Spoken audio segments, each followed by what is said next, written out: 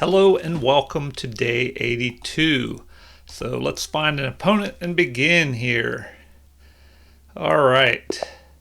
We have a 1602 player. They have the white pieces and they begin with e4. So we'll do e5. All right, interesting.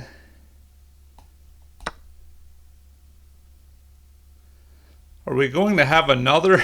It's crazy that, what, twice in a row this is happening? All right.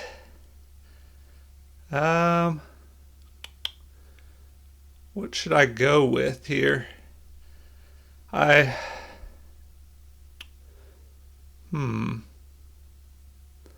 think a possibility was this move. Maybe that'll throw him off a little bit.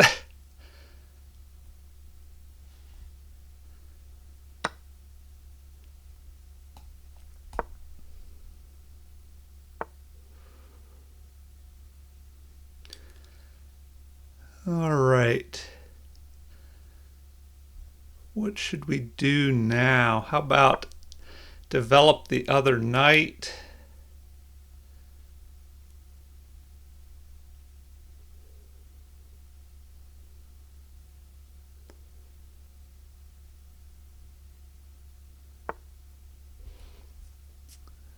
Okay.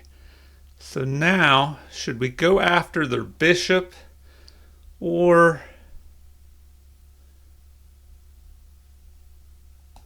do we just play that move?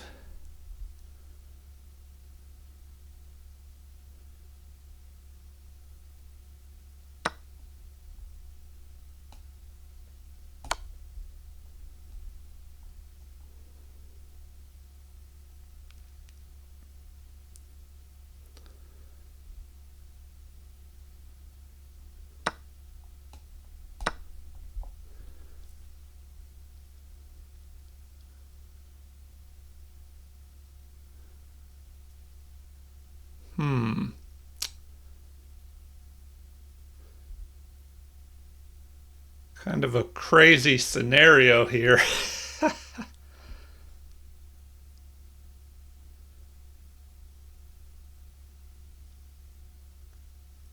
Their bishop is under attack. Okay, so yeah, I don't know. I just had to play this kind of Danish gambit opening. It might have been in my last game. All right, well, now we can go after the bishop pair, so that's good. All right, and then we can target this pawn, perhaps, but let's see.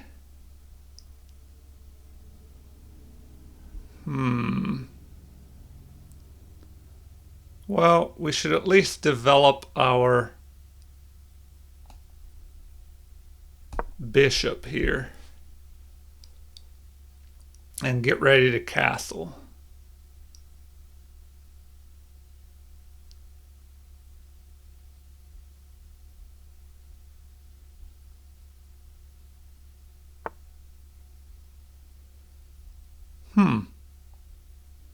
Well, that is interesting.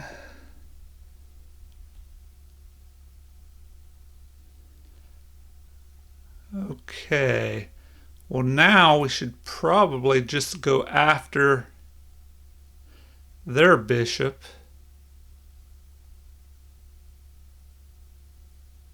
But then they could do the same to us here. Well, no, we would be attacking them first with a check. So we'll go ahead and do that.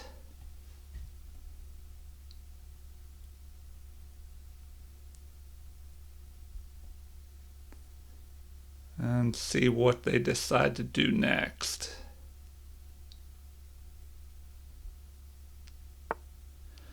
All right, and we have a retreat.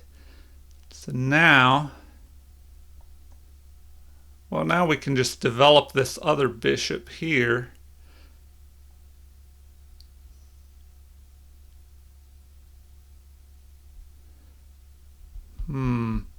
But then he could try and swing around this way, maybe.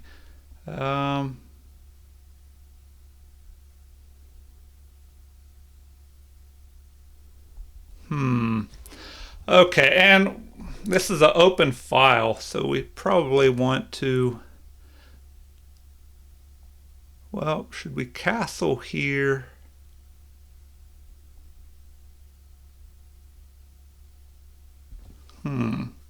Oh, we can fork these two pawns. That's a possibility.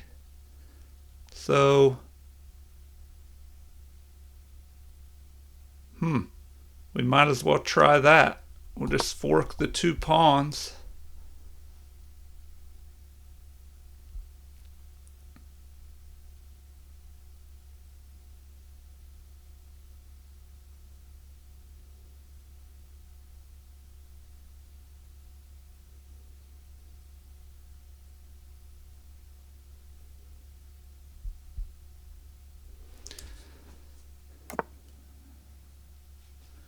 All right, now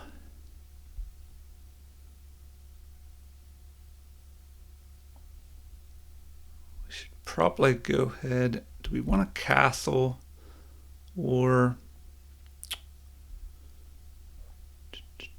Let's see. Do we pick this pawn off, but then we won't be able to defend it. So should we go after this one? But then they could trap our knight maybe when they develop there.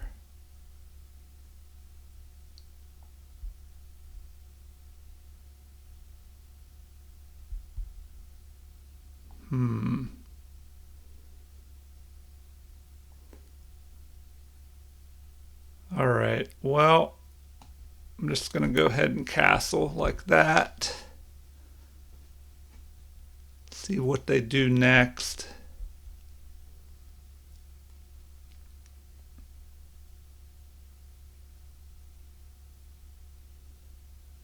So now we still have the threat on both of these pawns. So what will they do? They need to get this knight out. But right now the knight's kind of trapped. Okay, so they're doing that. So we probably should just go right after.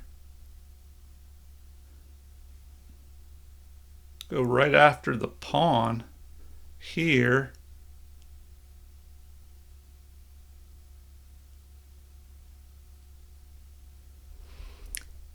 But can they trap us? Can they trap us?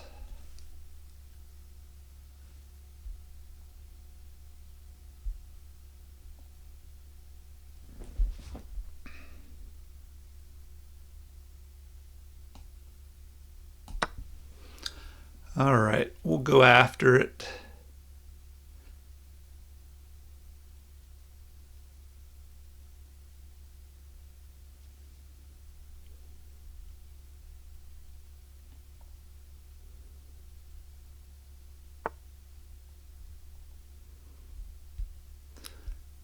All right, what is best now?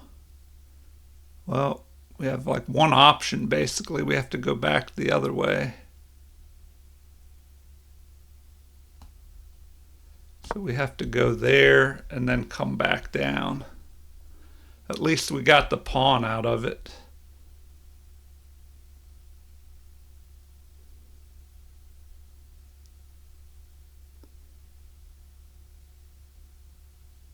And then we can threaten to jump here and attack the rook.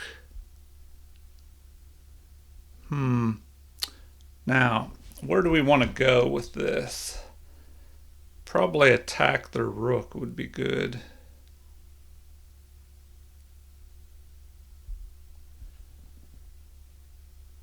But where's my knight going to go after that? Let's see, if I attack the rook, that kind of blocks the path of my bishop. All right. We'll just go there.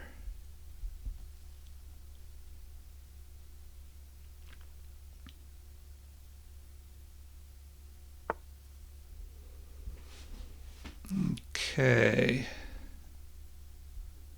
Well, we should try and develop this this bishop that's not doing anything. So where do we put it?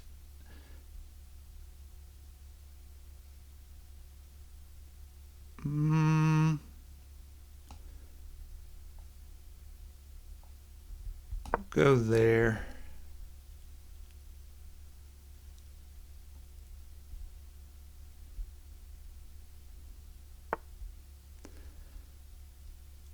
All right. So now, do we attack the knight? Drive the knight back? I think so.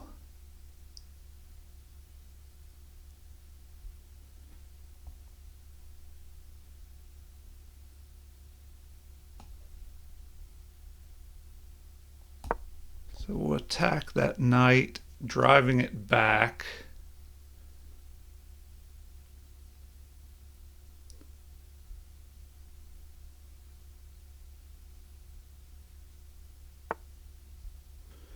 All right, so we should just try and trade material here.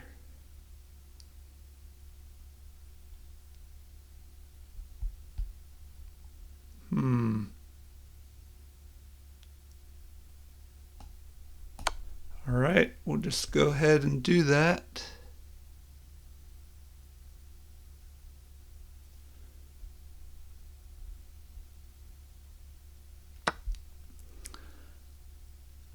All right, and now we have to watch out that he doesn't attack both of our bishops here. So,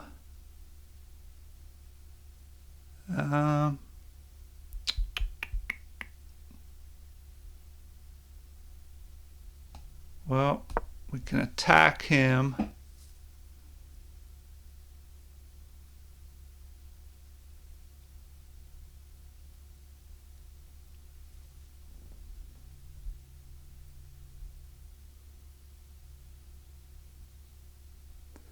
And just see where he moves. Okay.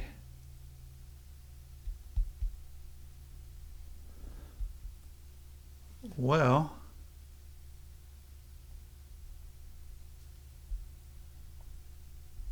now we should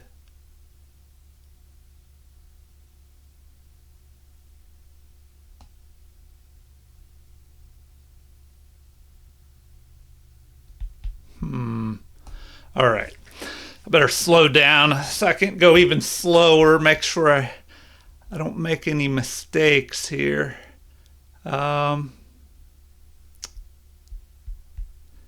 His threat is going to be to start piling up here. So that is going to be the problem. So maybe I can go here and attack his bishop and block it in.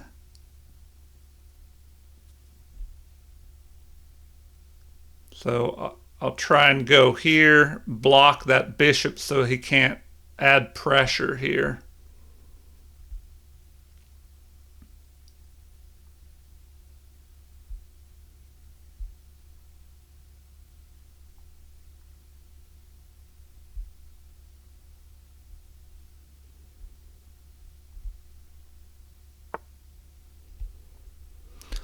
All right. Well, now we can block that bishop out, and then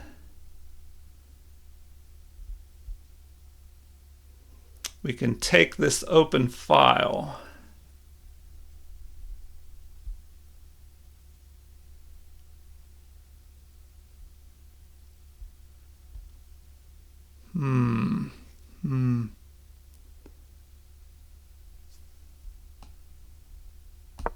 We'll go ahead and take the open file. We'll threaten to attack both of his pieces up on the 7th rank.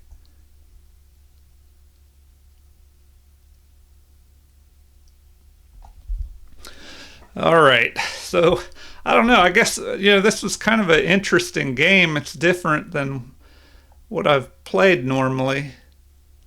So we're ahead a pawn, and we have the bishop pair. We have more space over here on the queen side, so that's good.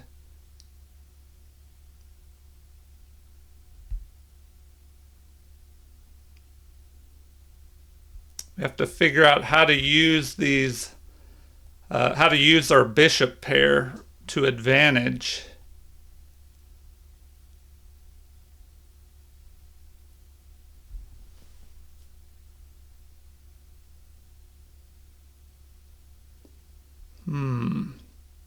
Oh, and once we get up here, well, that'll just force him to trade off one of the rooks.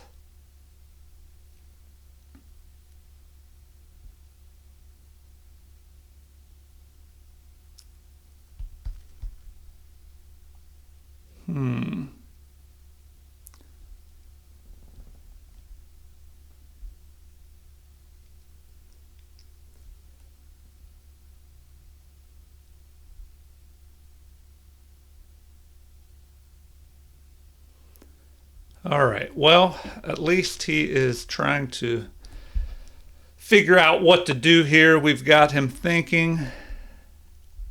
Okay, well, that just allows us to trade off here. Well, his knight can jump up there, but then that knight will be really kind of blocked in.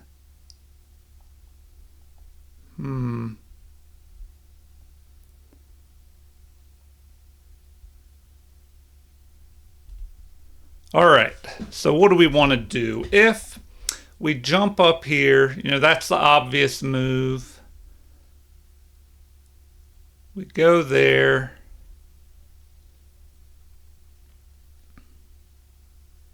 If he blocks with the knight, then what?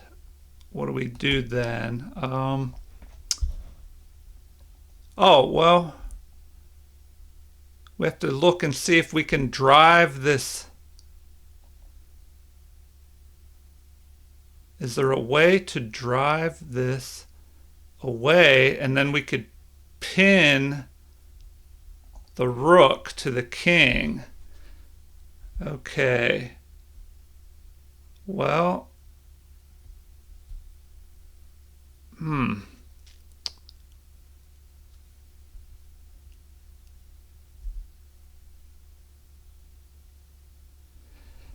Okay, to be able to do that, we have to go here. But we have to get this rook off of this rank. If we go here, he'll just push forward and attack. So if we attack with the bishop, he can swing over to here. So that's not looking too good.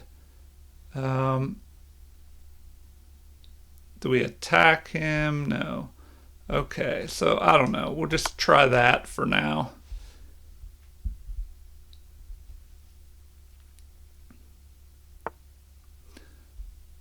Okay.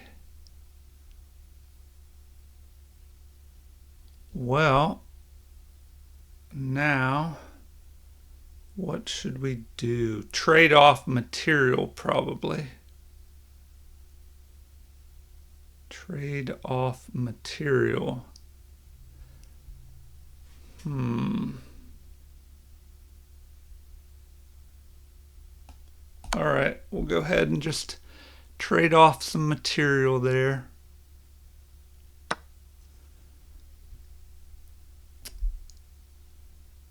Okay, now What should we try to do?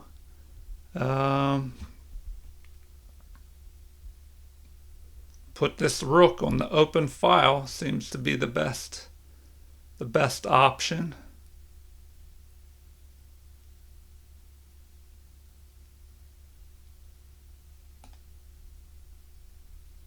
So we'll go ahead and do that. Threaten to target both of these pieces up here.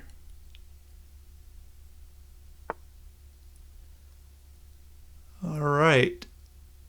Well,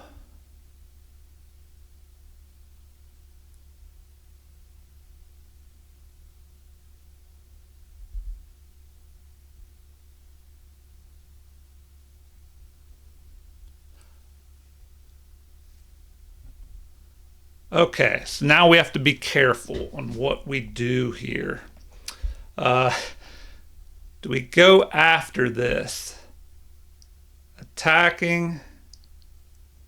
Or do we go here?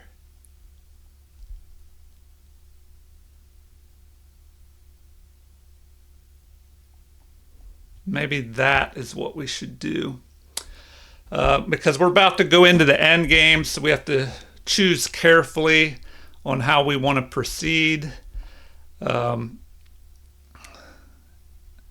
If we go here, we have a threat. But he could just swing over here. Could swing over here and cause problems.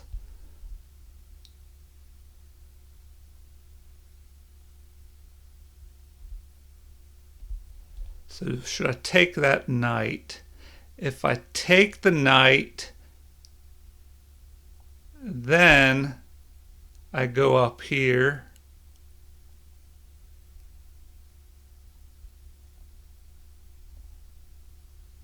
We'll go ahead and knock the knight out. Maybe that wasn't the best move, taking that bishop pair, or getting rid of our bishop pair. But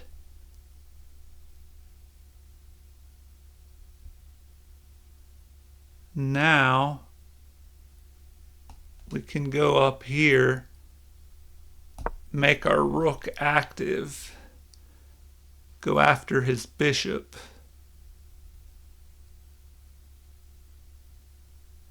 So it's better to have an active rook.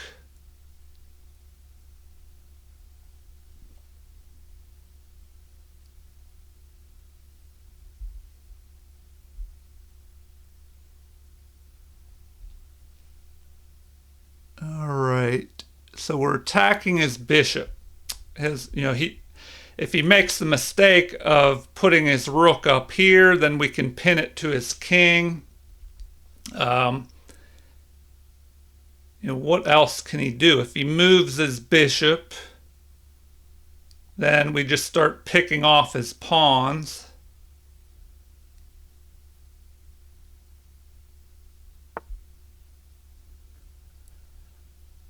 All right. Well, I guess we just start picking off the pawns.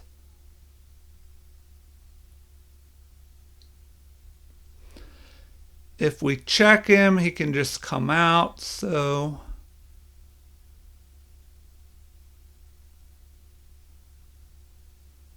I guess we should just start picking off the pawns. So we'll go ahead and do that.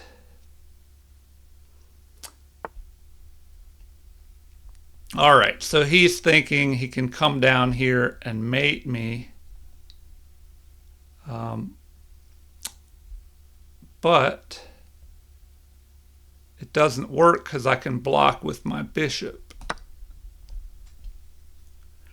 He might be able to pick this pawn off, though.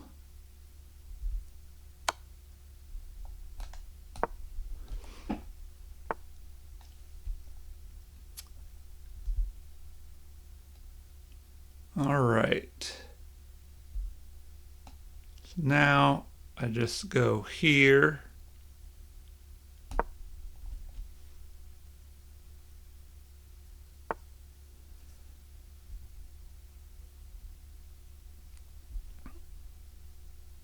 Hmm.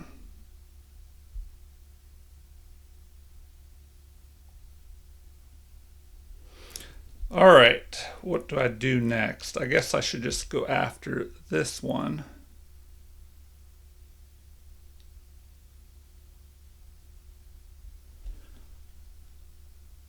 Hmm.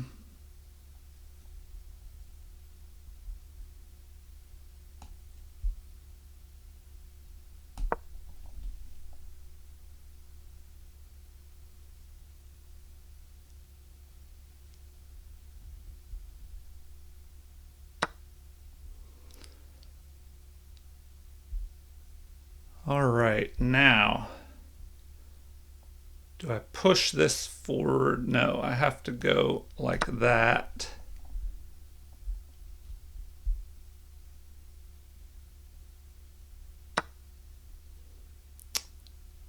All right, now I can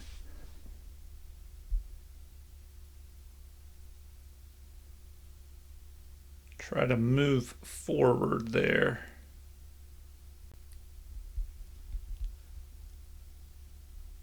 Hmm.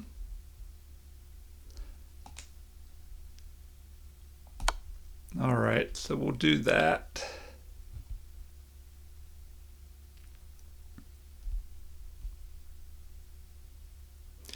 The problem is we have bishops of opposite colors, so this is starting to look like a drawn endgame. I need to activate my bishop somehow. So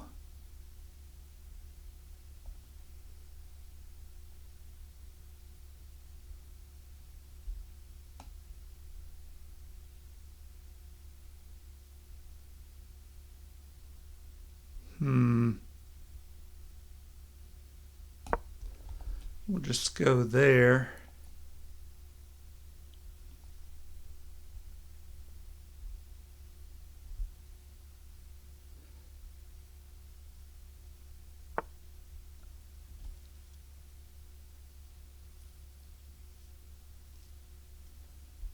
All right.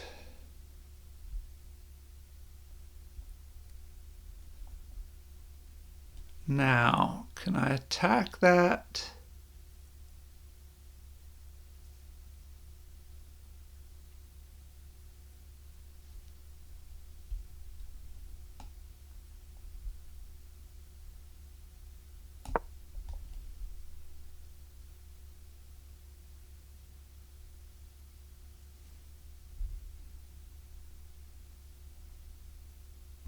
Hmm.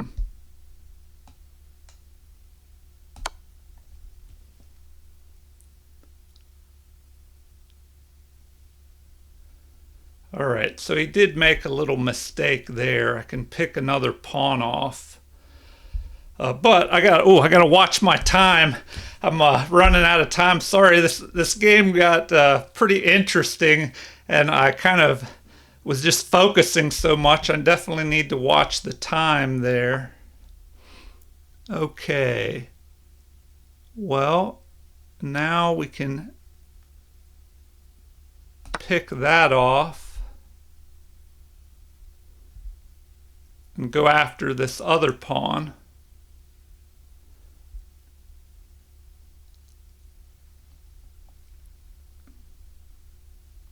So I don't know. Now it's looking good because we're picking off his pawns. Let's see. We'll go after this other pawn.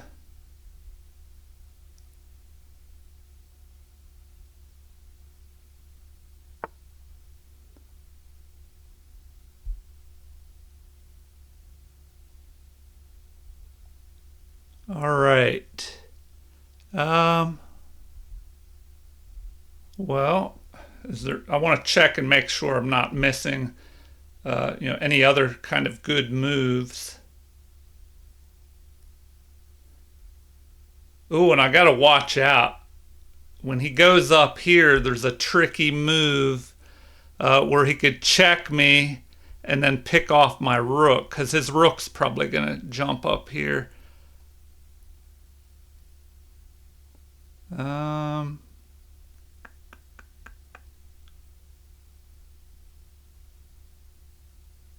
Well, let's go ahead and grab that.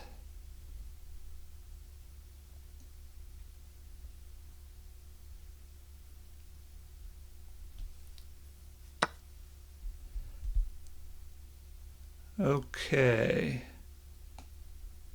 Now we can do that. Threaten to check him and take his rook.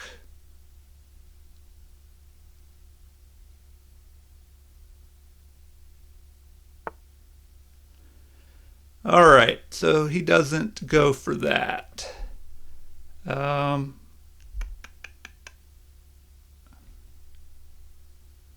Well,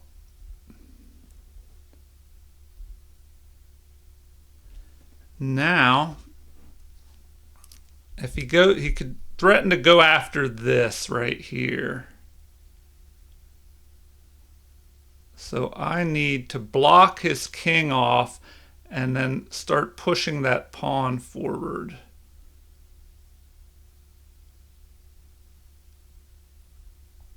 All right, so I better watch out before I run out of time here.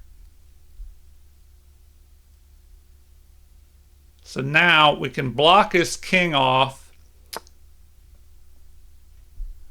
Okay, and we can start pushing this other pawn forward.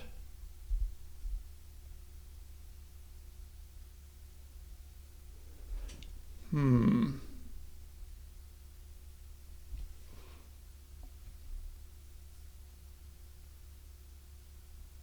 right, so we'll just go there, stay on the dark square,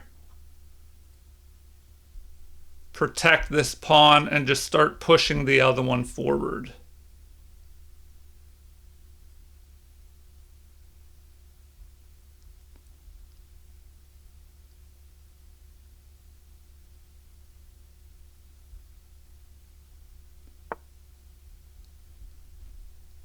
All right. Now,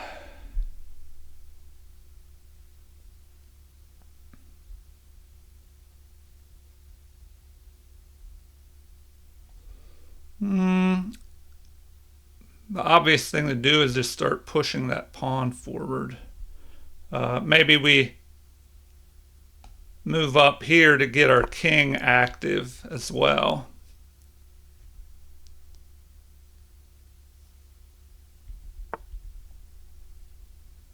All right, now we can just move all the way down here.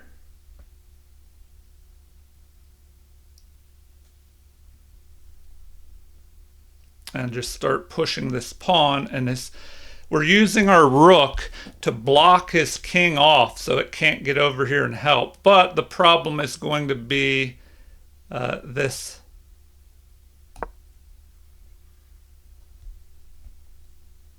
The problem is going to be his opposite colored bishop.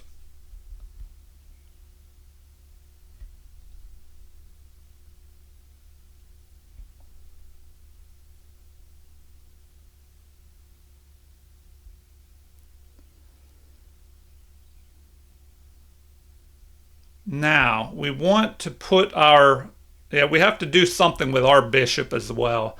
So, maybe we could move our bishop up here somewhere. Okay.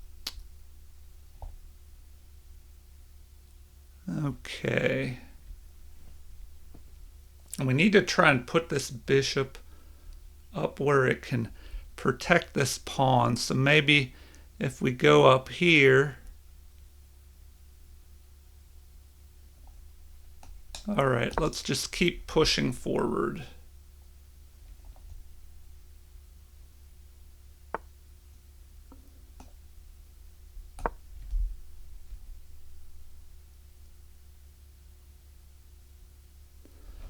All right, so we should be winning here if we don't mess anything up like that.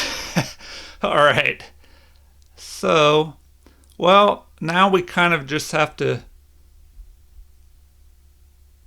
push forward there.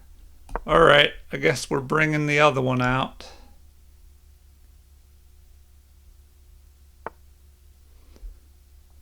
Okay. Well, we'll go there. Then we'll bring this bishop out and guard those pawns with it. Oh, well, I gotta keep the king blocked off.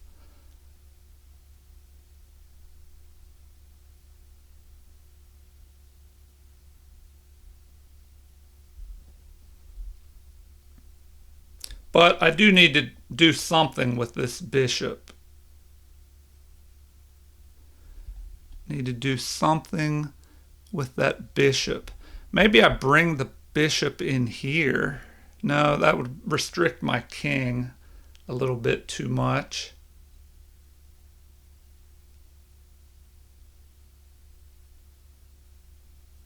And I have to be careful. If I trade off... okay, well that's an interesting move. And that'll let his...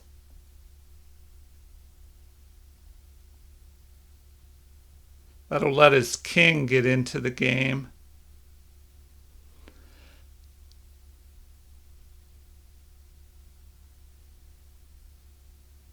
So let's harass the king. We will harass the king.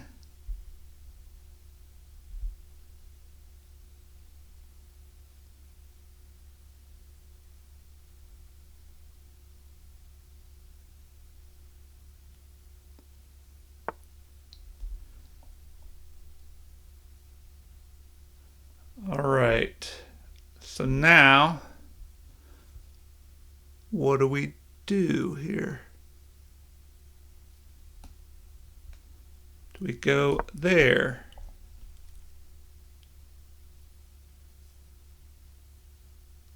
And we'll try and block that rook in. Now I'm trying to think if I, do I want to go with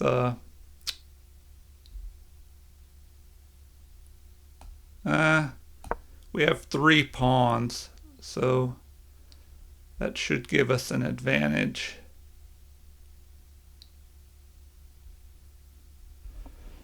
But I have to watch out, that he doesn't block my momentum.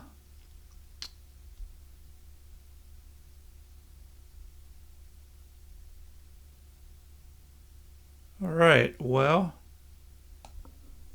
should probably just keep those pawns moving. Keep the pawns moving.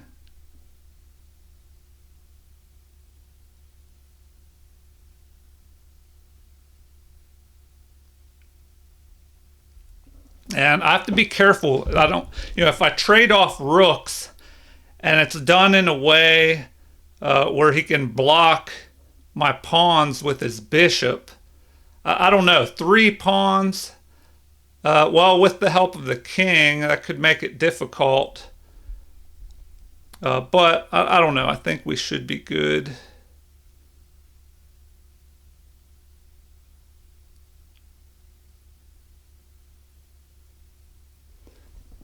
All right, let's see what he decides to do here.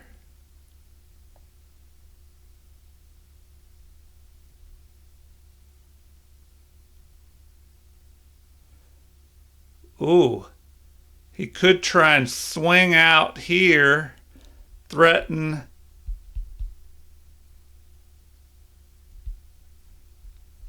my bishop, pinning it to my king. And so that would not be good.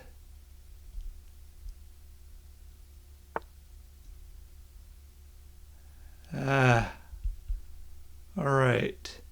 I do have a check available, though. I do have a check. So we'll go ahead and use that check. Then, okay, that kind of saved us. Now we can move up here and attack the bishop. Okay, so now we just move in here. So that works. Oh, we had a better move. We could have traded off the rooks.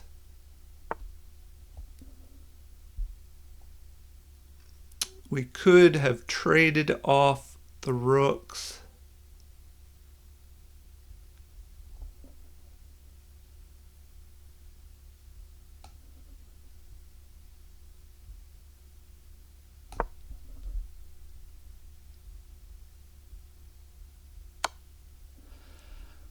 All right.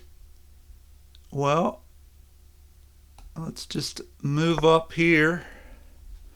He's trying to run me out of time now.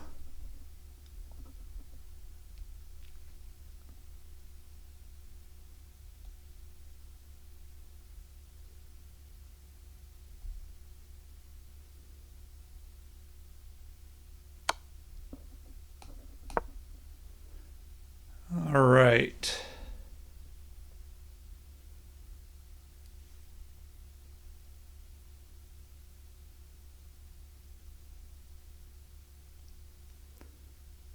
Well, at least we can check his king. Okay, so he decides to go back that way.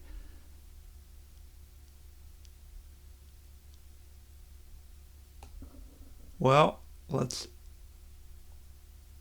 do that. Check him.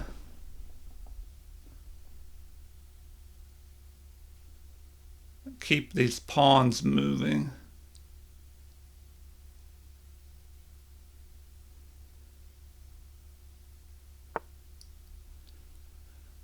All right.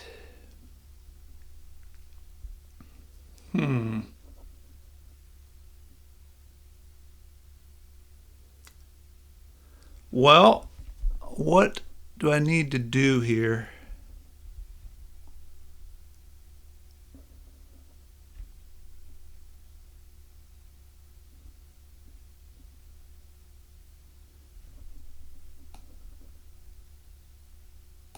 We'll just push forward.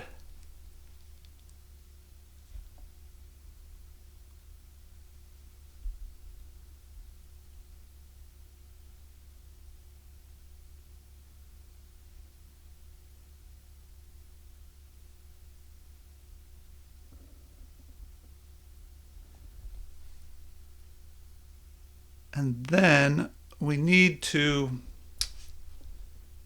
move over here with our rook and attack that king for sure. Okay, what is that move doing? Let's go there.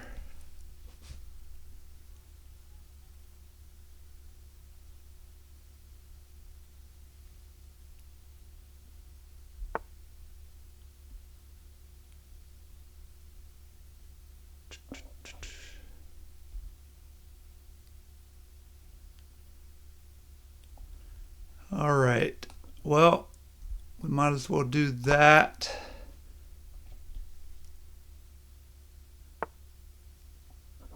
Then we'll do that. And now we can check him and then promote here.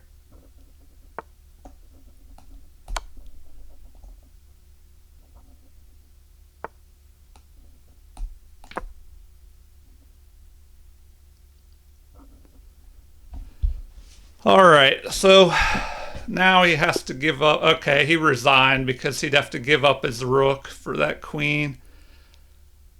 All right, let's do a game review here and see what was going on in this crazy game. Sorry if I didn't talk as much as I should have. I was kind of, I don't know, really focused on that game. It was kind of, I don't know, a little out of the ordinary from a lot of my games. All right, so it looks like black just got the lead from the beginning and just held it. Although the game did bounce around a little bit, and then something happened here in the end game. So a few things to look at. It looks like my opponent played at 78.2% accuracy, and then I played at 81.7. So let's see, we had 6 great moves, so we'll have to see what those are. And then inaccuracies. Oh, so my opponent had 6, but I had 9 inaccuracies. And then 6 mistakes for my opponent versus, 3 for me. We each had 1 miss and no blunders. So I guess the 3 extra mistakes must have been what finished off my opponent. So let's take a look here. It says way to finish off the game accurately, converting your endgame advantage into a win. All right, we'll do the quick review here and just see what it says as it blasts through these moves. I think I threw him off in the opening by playing it a little bit differently than what is normally played. So, all right, it liked castling here, saying it's a great move. I don't know how often castling is such a great move, but it was kind of an obvious move. Let's see here.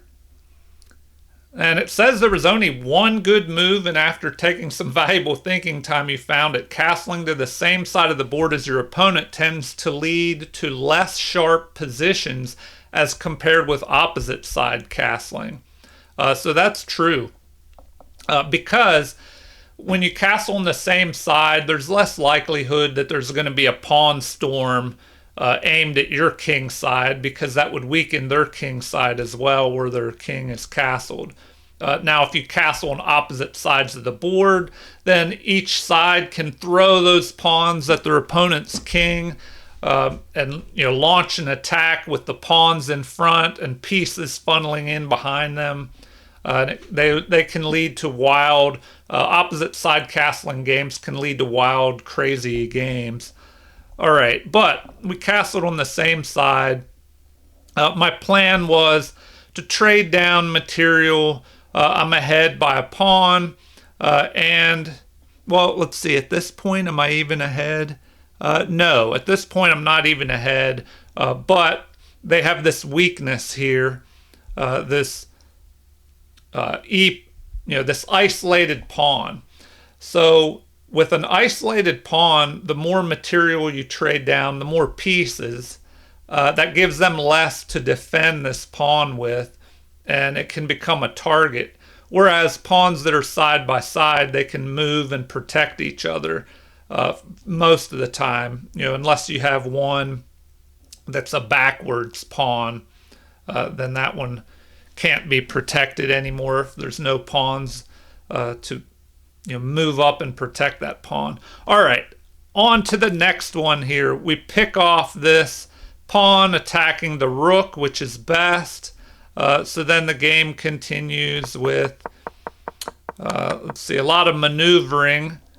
Looked like there was a mistake there. So anyway, we'll have to take a look at that. But it likes this move. It says there was only 1 good move and you found it. You win time by threatening a rook, forcing it to move away. So we aim at the king side.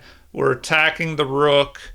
And now this is a mistake. So you ignored an opportunity to kick a rook.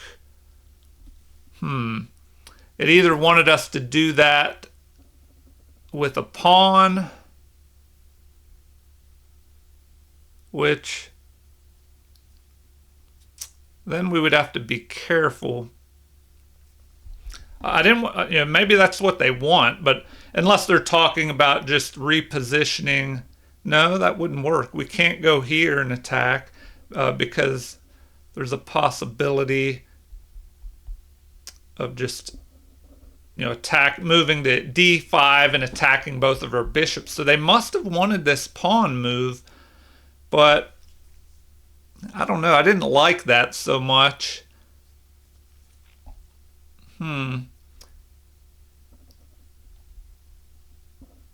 Yeah, well, anyway, we'll take a look at that, and let me just keep moving along here. Okay, so they pile up here. We're able to push forward, blocking this bishop out, and it says this is the only move that works, and you found it. Your piece jumps into, what's this say? Your piece jumps in to protect a pawn. Okay, I guess my pawn moved forward, protecting this pawn here. So they retreat. Oh, it didn't like this trade. Why did it not like that trade? All right. Well, another mistake. We'll have to see what, look at that in the analysis and find out what we should have done. So it liked this move. We're attacking the bishop. So if you have a choice between active and passive rooks, definitely go for the active one. So this rook is moving up here, attacking, threatening to just start mowing down the pawns on the 7th rank here. All right, so we capture, and all right, so it liked this move. Taking some extra thinking time paid off. You found the only good move. All right, so this is the way to win a bishop.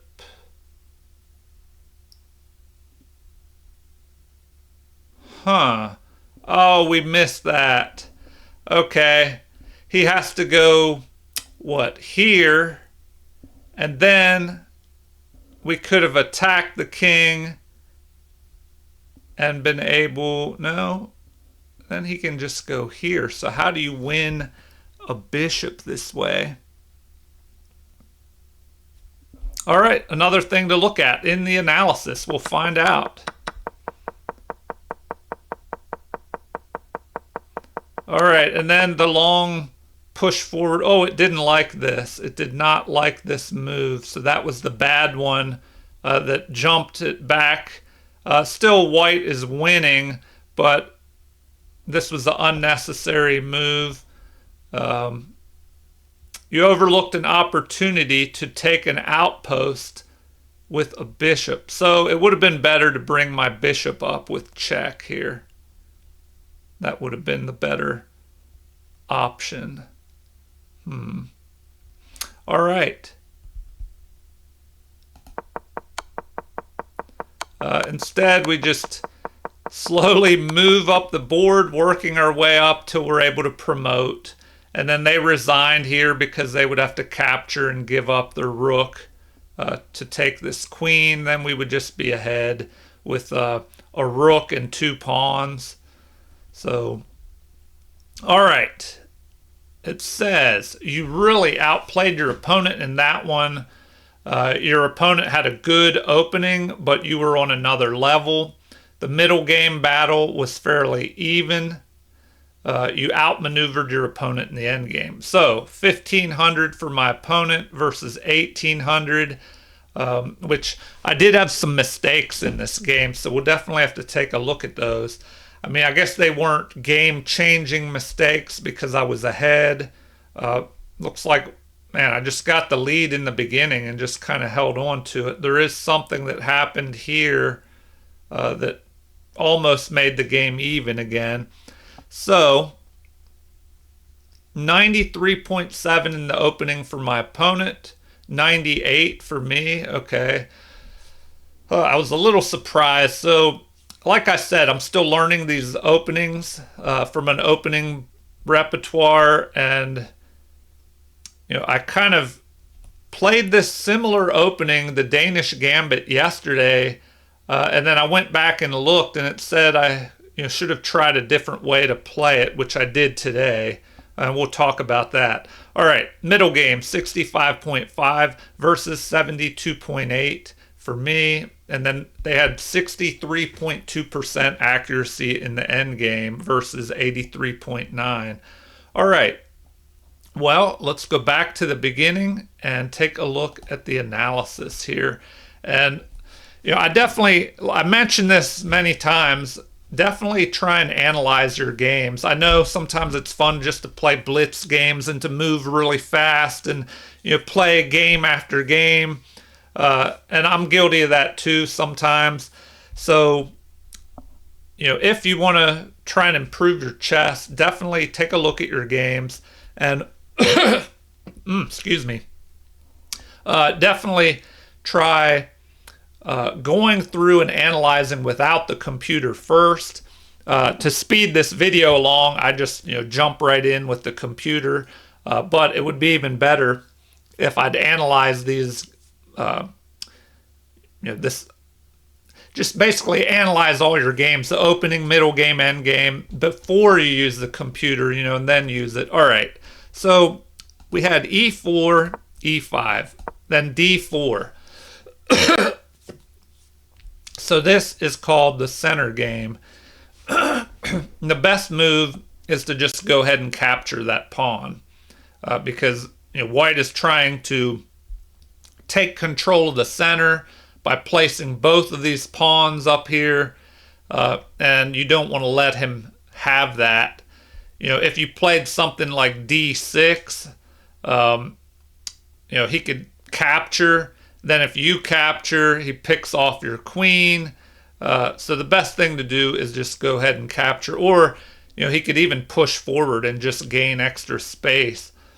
So, capture. And now, the computer says that capturing with the queen is the third best move. But if that is played, one option is just to move your knight up here, immediately attacking the queen.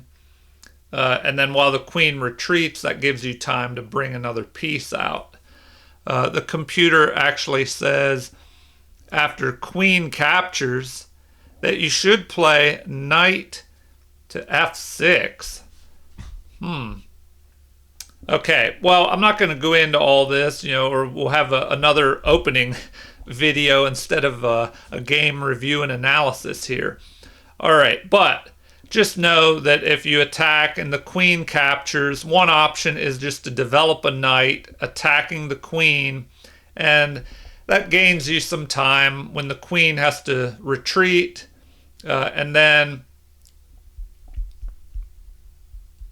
I see one reason they might want you to play this knight to F6 move, because if you attack the queen, I guess they could try and play this move,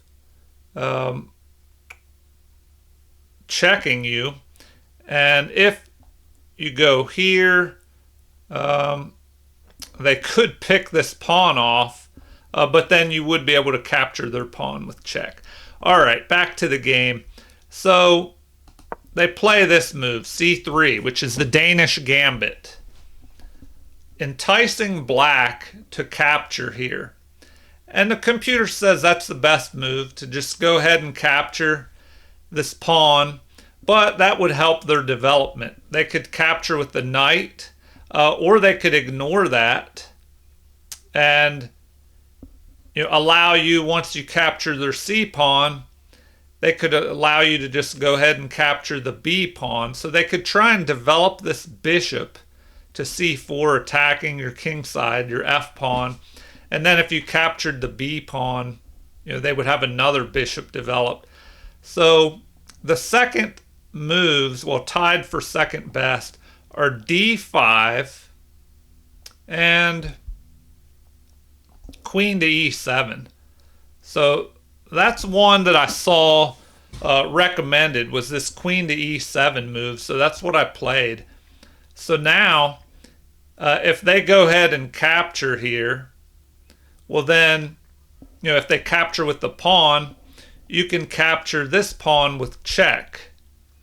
So it says C takes D4 is the best move, capturing with the pawn. But what did they do? They played it inaccuracy. They captured with the queen. So this allows me, like I mentioned, it allows me to just move up here and chase their queen. So what should they have played? They should have just captured. So capture. Then, of course, we want to capture. And then here they have the option of trading off queens. They could play queen to e2. That's the third best move. But it looks like the best option is that, which blocks the check, helps guard the pawn, and then we're going to have a knight jumping in here. Also now the computer's recommending moving this knight up here to e2 to block instead. But anyway, what would we do next? It looks like bishop to b4 is the recommendation, or just developing your knight up here, knight to f6, which could jump forward, even jump here and attack the bishop, try to get rid of the bishop pair. All right, well, in the game, they captured with their queen. So, if we go back to the beginning, we had e4, e5, d4, the center game. We capture the pawn, which is best. They play the Danish gambit, tempting us to capture another pawn, but we ignore that, attacking this pawn and threatening a check. So they capture with the queen, thinking, well, they'll protect this pawn and capture my pawn. But now we're able to play knight to c6, although the computer wanted knight to f6 instead, which is an interesting option. All right, so we had queen to e3. They drop back here. That way this pawn is not pinned.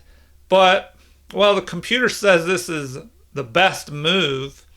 It does, well, you have to move the queen anyway, so you might as well just go here. And knight to f6 is played, so we're piling up the pressure here.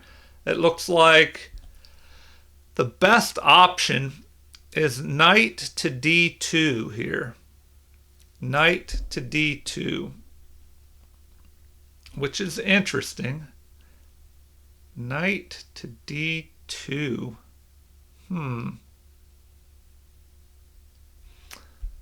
That knight to d2 would, I guess, once black captures this pawn, with the knight on d2, the queen would be free to move, I guess, and maybe counterattack somewhere. All right.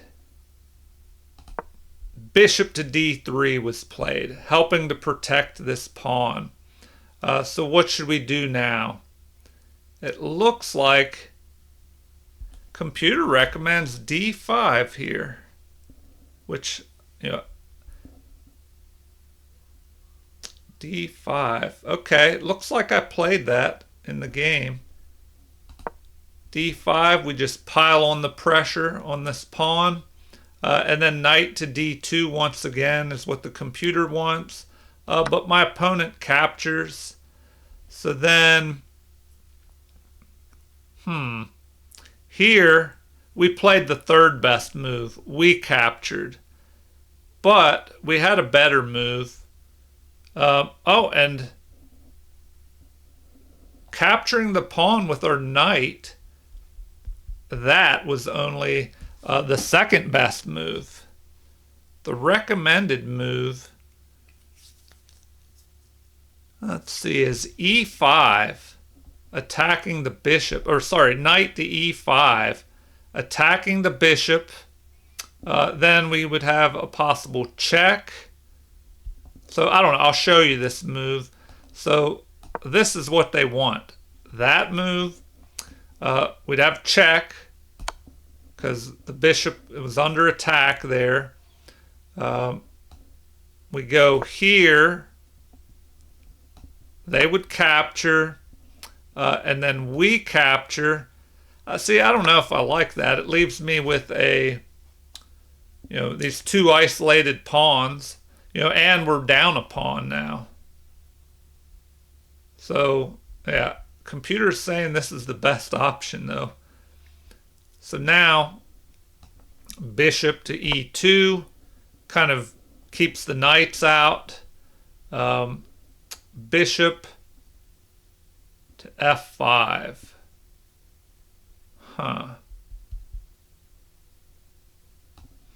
All right, bishop to f5. We just keep developing. Now it's saying knight to g4 would have been a better move.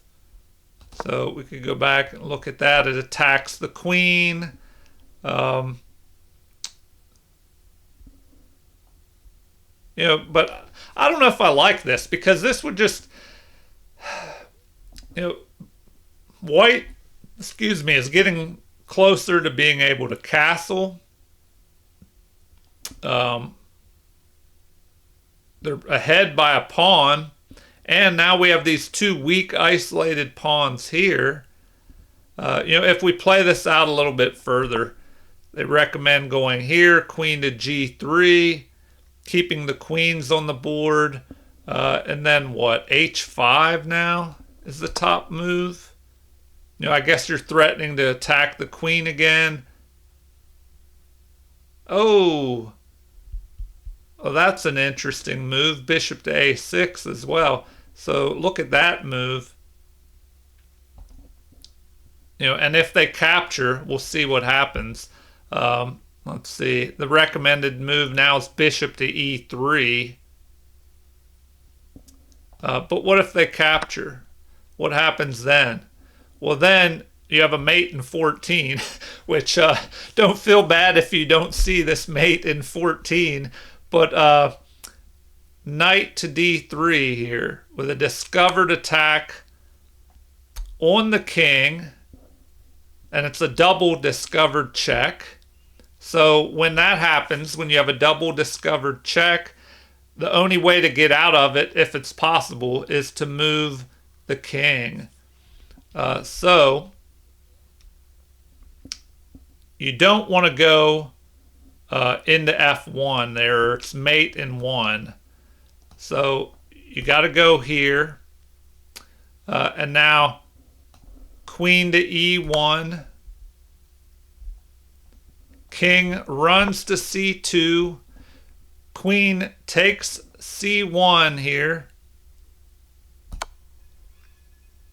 Check.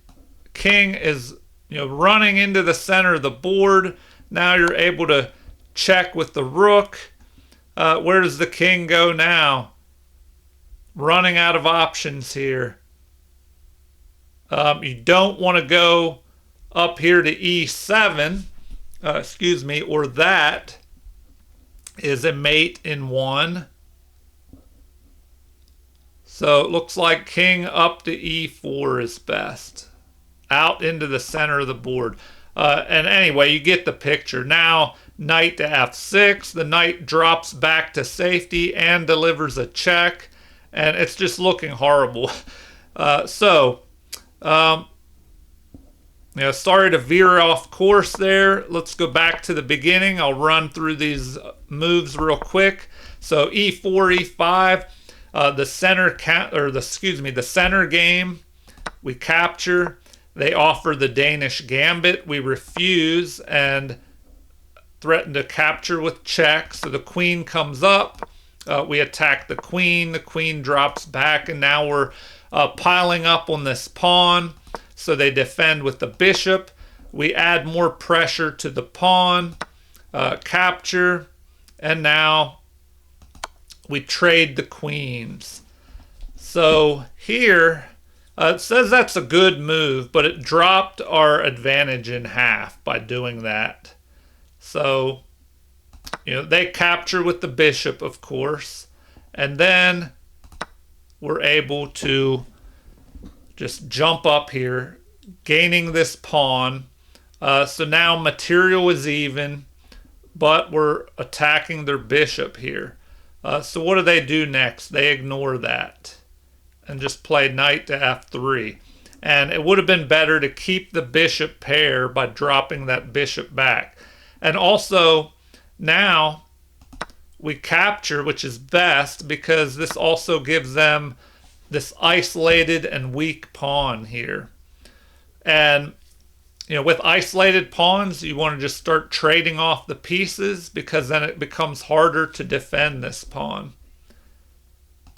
So, bishop to d6, an inaccurate move. It did not like that. It wanted this g6 move. So maybe we can see why that would be such a good move. G6. So, if we go back, here it's saying that is the second best move. That bishop up to c5, immediately attacking the pawn, would be better. And then how do they protect that? They either have to keep their king stuck in the center and move forward, or they push the pawn forward and then they can't castle to the king side anymore. So bishop to f5, or excuse me, c5 looks like a worthy move. Oh, or no, they could jump their knight forward, attacking our knight, which we probably wouldn't want to take. We should probably... Okay, anyway, before I have that bad habit of going down the rabbit hole into all these variations. Okay, so g6 is what they wanted. So this g6 move. And then what is best here? Knight at b to d2, just developing the other knight, or bring the king up to f2. Kind of keeps the king in the center where it can help guard this pawn. And then after that, it recommends us to go ahead and either play bishop to d7 or let's see, bishop to e6 even. Okay, well, yeah, if we get back to the game, and this is what we moved.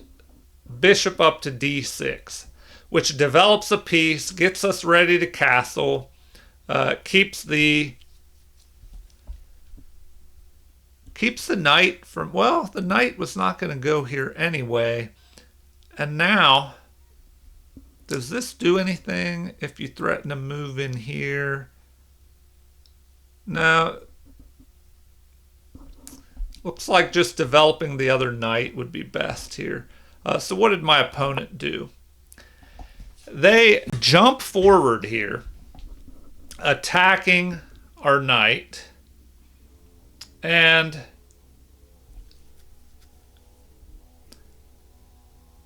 obviously he doesn't care if I capture, because then that gets rid of his isolated pawn, and then he'll have a queen side pawn majority versus my king side pawn majority. And now another option is, if I don't take... All right, well, yeah, if I don't take, which I didn't in the game, let's see first what he should have done here. The best thing to do is to just go ahead and once again either develop the other knight, or, well, what did the computer say? Yep, develop the other knight is best. So just get this knight out. Then you have the option to castle to either side, and or just move that king up to f2 and have your rooks connected, where they can move and have more mobility anywhere that's necessary. So, all right. If they played that, we should just play knight to e5 here,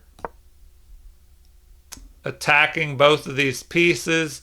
Their best option, well, now it's saying it would have been better to castle. Just go ahead and castle. All right, well, if we play that, the recommendation is to keep your bishop. Just drop your bishop back to c2, actually. Something like this. And then here, castling is still best. But we could go ahead and capture But then that would pull this pawn into the center, and it just gives you the isolated H pawn instead of this isolated E pawn. All right, back to what happened. Knight to d4. The mistake is made. Do we take advantage of it? It looks like we found the best move. We move forward, attacking their bishop. So now the bishop retreats, and it goes the wrong way. So according to the computer, that's a mistake. It would have been better to check here. So if they checked, well then what do we want to do here? It looks like c6 would be best. You know, that's probably why they didn't do that, because we go there. Now bishop to e2, you know, covering all the squares that our knight could move to, preventing a knight to d3 with check, forking the king and the pawn here. And then we should just go ahead and play knight to g4 anyway. If they do that, knight to g4, and then the best move for them is to go ahead and capture that knight, but that would help us develop our bishop out. All right, so in the game, our knight attacked their bishop, and the bishop retreats the bishop to c2, or to c2 with the bishop, and that's a mistake. Were we able to capitalize on their mistake? No, we missed an opportunity here. So knight to c4 immediately. Well, didn't we play that? Okay, we did, but the computer says that that is not the best way to go. We're forking the b pawn and the e pawn. But looks like the computer said, you know, according to the computer, it's twice as good to go the other way. Up here, oh, I see why, because you're targeting this H pawn. Okay, interesting. Yeah, you target this with both of your pieces here. Their best option is what? Knight to a3? Huh. Or king to e2. Bishop to a4 check. All right, let's play one. You think, do you want to protect this pawn or not? Or do you just keep this H pawn and give away this pawn in the center? You know, that's the weak pawn, but it is helping control more. So, okay, what if you play this? What does the computer say about that? King to e2 is best. So they want you to keep the other pawn. So let's go back. King to e2, protecting this pawn in the center. And then here, bishop takes h2 is the best way forward. And now, what? Knight to f3, attacking the bishop. Trying to get rid of the bishop pair. And the bishop can just retreat back. But computer wanted, you know, of course, computer wanted you to develop another piece here.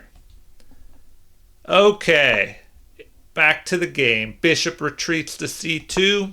We do not make the best move here. We miss our opportunity. They go ahead and castle, which is an inaccuracy. King to f2 would have been better. So just moving up here and protecting the central pawn. We have to be careful though. Okay, so before I go into that, if they go bishop to f2, what is best here? Just bishop to d7, covering all the squares the knight can jump to. Bishop to d7. And now the computer does say that's best. But now we have b3 chasing the knight. Or what, a4 gaining space over here. And allowing that knight to jump forward protected by the pawn. All right. They castle. So here, we don't want to capture this pawn, or they could pin our knight to the king. Then what do we do? We could protect it with this bishop, but then the bishop could be chased back. So we could take a look at that. Best here is to go ahead and castle, and that's what we did. So, what if we played that? Let's see what happens. Well, then you have, this is a mistake because rook to e1, pinning the knight. You have to protect the knight. And then what? King up to f2, adding more pressure on that knight. And then what? c5, attacking. Although, once again, it's saying we should just castle. But we're going to give up the rook for these two pieces here. So if that happens, you have knight to f3. Now, what? Bishop to e6. And then the rook captures, and white would have an edge here. Capture, capture, king captures. And then we would castle the other way. Or play h6 to keep that knight out from being able to capture our bishop. Okay. Well, they would have two knights for our rook and pawn. Okay. Back to the game. Castling here by white. We go ahead and castle. And now bishop to b3, attacking our knight, lining up on our king. We capture this pawn in the center, which is the best move. The rook attacks, and that is the best move, which is interesting. To go forward here, attacking the knight, which would allow you to double your rooks up along with this bishop to target this weak f-pawn. So we jump back this way, which I believe was the only way to go. So, we don't want to go forward. And looks like that was the only option, to retreat the knight there. So now h3 continues the attack. We drop back this way, although the computer wanted us to go all the way back here, which I guess would block attacks on down this on this the f pawn here when the rooks double up. So let's see here. Rook to e3 is played, lining up on our knight, which, this is an inaccuracy. Rook to f1 would have been better, huh? So they said it's actually better to just retreat all the way back here. Huh. All right.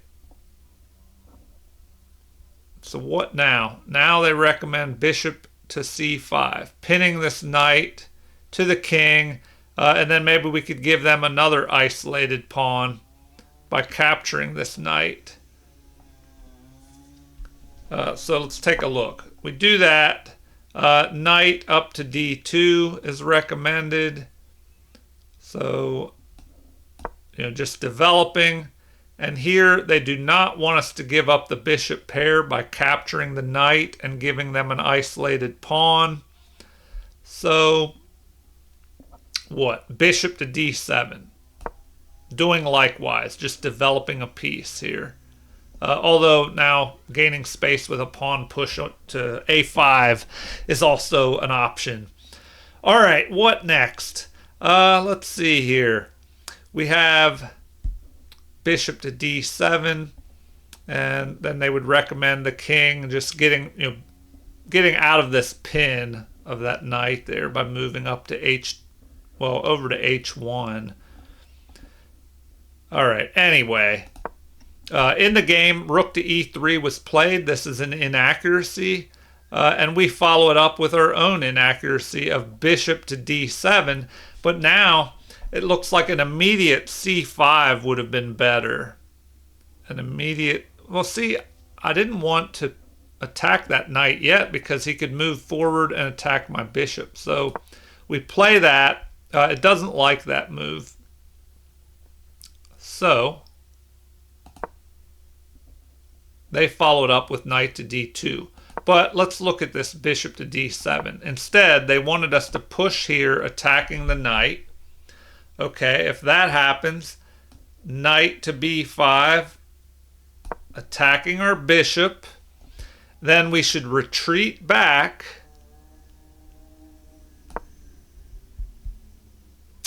And then, oh man, they want you to jump all the way up here. Oh, and it helps cover this so the bishop can't be, the pawn can't push forward and attack that bishop. So here we should play what? Rook to d8, grabbing the open file. So is that best? No, they want knight to g6 because I would be a little, starting to worry a little bit about I don't know, this f pawn. If the rook, or this rook, they're going to start piling up on this. So if we go back, they just want us to retreat the knight. Something like that. So it says that's best. Okay, well, let's get moving here before we have another marathon video. Rook to e3, attacking our knight. We develop our bishop, which was inaccurate. Knight to d2 is played. So that's the best move. Finally, we play c5. The knight cannot move forward. So a retreat, which is best. And now, what did we play? We capture, which the computer says is second best. But rook at a to e8. Looks like, so we made this capture, but it wanted us instead to activate our rook here. So rook at a to e8. And then what? Rook to d1.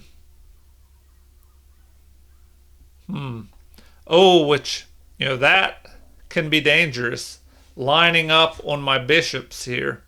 So now, bishop to c6, targeting this knight. Computer actually wants us to capture immediately. So capture, rook takes, apparently is best. And now bishop to c6, and we chase that rook. Then what? Rook to d3. Oh, possible threat here. Bishop to f4. Going that way. Now it says retreat, which is probably what I would have done to keep these doubled rooks from being able to come down here. Well, I don't know, though. They could... Well, okay, this bishop would keep them out. So you get the idea. When you have rooks that are trying to double up and on an open file and move down into the enemy's territory, they're not as powerful if they can't go down there. You know, if they can't move down to the 7th rank, you know, we see both these bishops doing a fine job of controlling the squares on our side of the board down here. All right, so back to the game. We capture, trying to trade off material here because we're ahead by a pawn. So we're trying to trade off pieces. The rook captures. So now that's a mistake. It would have been better for the knight to capture because the knight would develop onto a better square here, moving forward.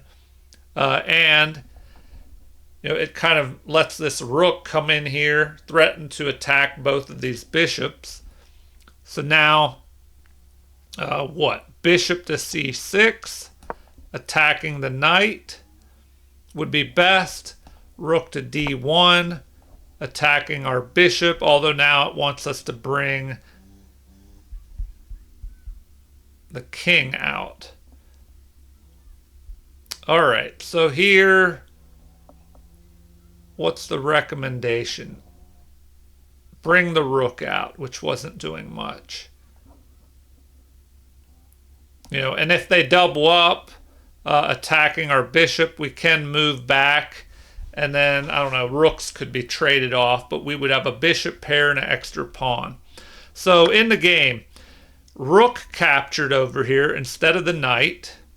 And then we play bishop to c6, which is the best move. The computer's saying this is a great move. What are our other options? You know, developing our rook out. But this buys us some time.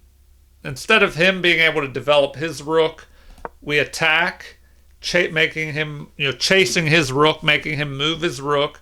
It looks like the best thing to do is retreat back to f1. But what does he do here? He moves forward. You know, why would he do this? I guess he's looking for us to make a mistake. Maybe go here and attack him with our bishop and then trying to attack both of our bishops. Okay, this was mentioned in the game. I played b5 here and it says that is a mistake, that g6 is the best move. So we'll have to take a look at that because I thought, you know, g6 looked dangerous here because of rook to f6.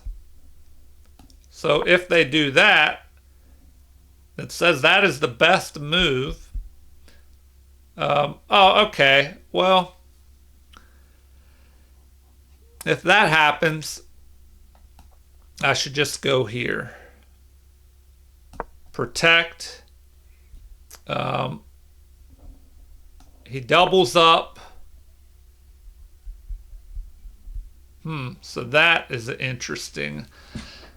You know, and this is kind of why I didn't want to push that g-pawn. You know, to allow all these pieces to pile up here. So now, what is the recommendation? b5 is best. Or rook to d7, which I would probably play that because we have 3 attackers and only 2 defenders at the moment. So we have that. Okay, and it's saying that is best. You know, we don't want to give up this pawn. So knight to c4, jumping forward, attacking our bishop. Although it likes knight to f3 better. But here we just retreat back, keeping an eye on the squares that that knight can go to. And now what? Rook to e1, just taking the open file is the recommendation.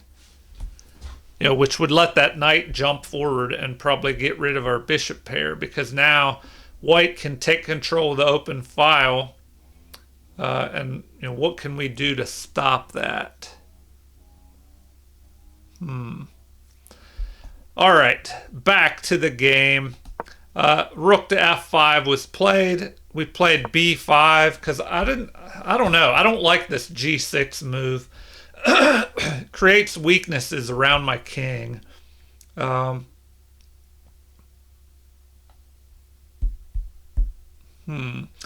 right. Anyway, b5 was played. We want to push forward here, attack the bishop, close it out.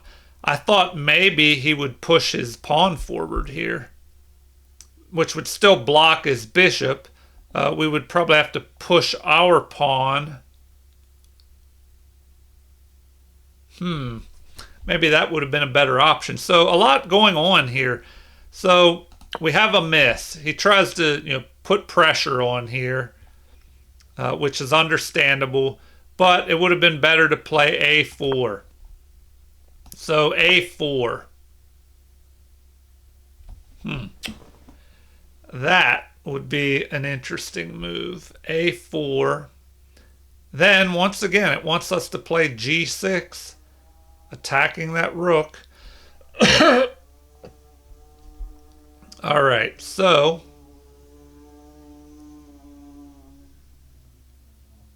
and also, well, I guess I could do this move. I could play a6, which is probably what I would do in the game. So I'd play something like that. Now it's saying that's best, because if they capture and I capture and they capture here, I could capture with my bishop.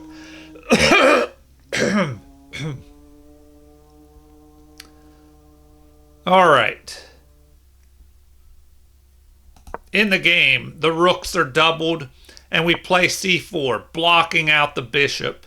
So bishop to c2. Computer wants it to go back to d1, which maybe it could reposition, trying to get rid of my bishop pair.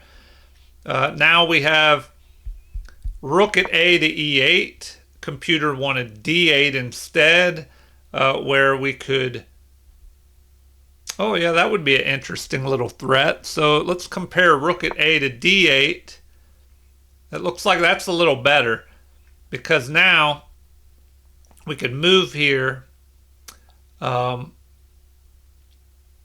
maybe even threaten a check and pick that knight. That would just give up our bishop pair. But anyway, we could target the knight that's unprotected there.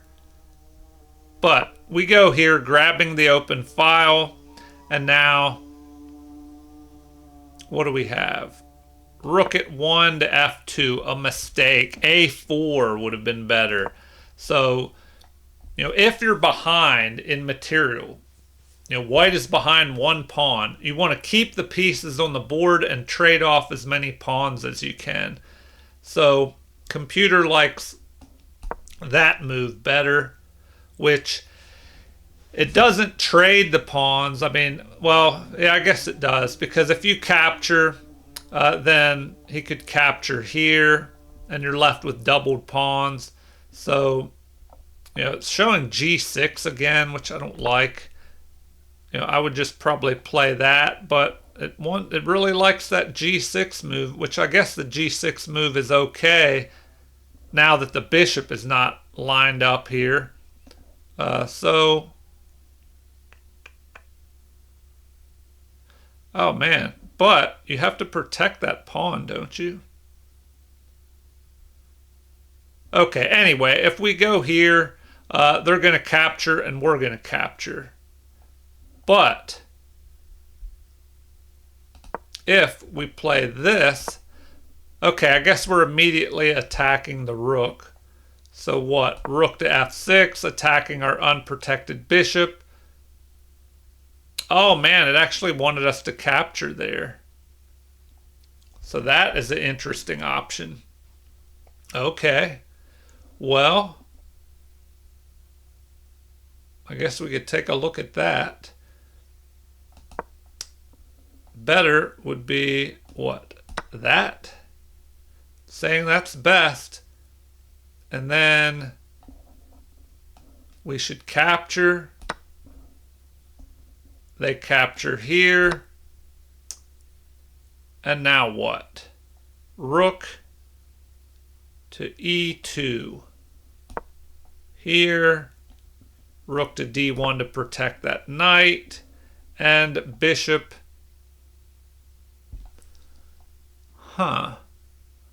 Why wouldn't you just add the pressure on that knight with bishop to f4? Okay. Well, bishop to c5 is the recommendation. Okay, why wouldn't you do that?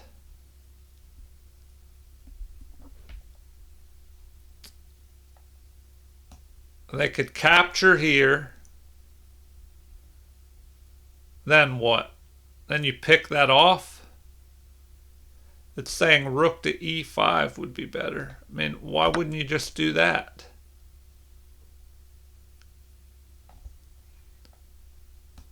Capture. Capture. And then... Ooh, yeah, that looks serious. Actually, hold on. It didn't want that. It wanted us to move immediately. Oh my gosh. Okay, so that's why. Kind of forgot about that pawn. Delete that move. It would have been better to just do that immediately. All right, so here, what? Bishop to c1. We go after these pawns. And then, what, move the king out? Or, you know, we could go here immediately. Promote. Rook captures. Pawn captures.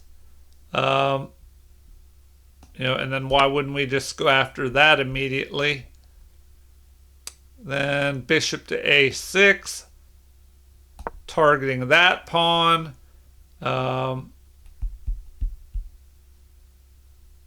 Now what?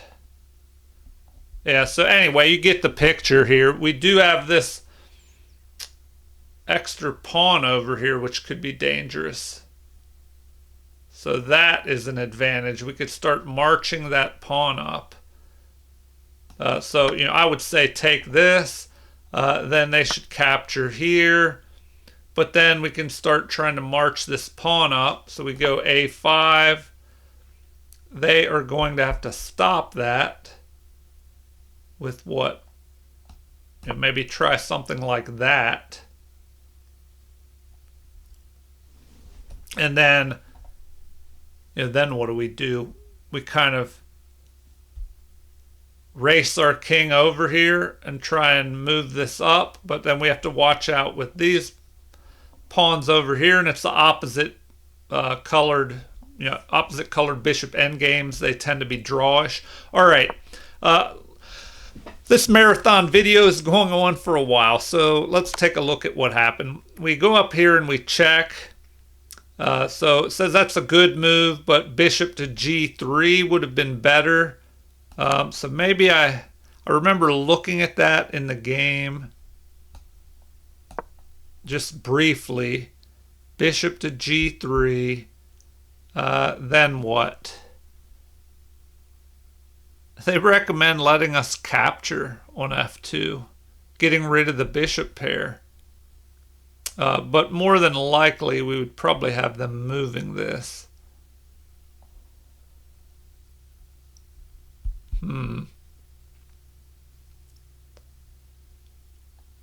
Rook to c5. Wait a minute. They want us to attack over here. But then we could capture with check. So they really want to give up that. They want to get rid of our bishop pair there. So, all right. You know, before I veer off again, they block. Now it's saying that's the best move, to block here. So I captured, which is a mistake. What would have been better? To play rook to e2, attacking here. Then we have rook at 1 to f2, rook to d1. It looks like that's the best option. Now we could go here. They should block again. Now if we go back here and they do that again, now what? If we don't want to draw,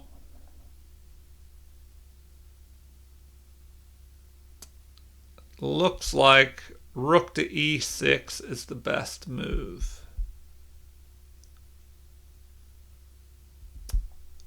Rook to e6 here.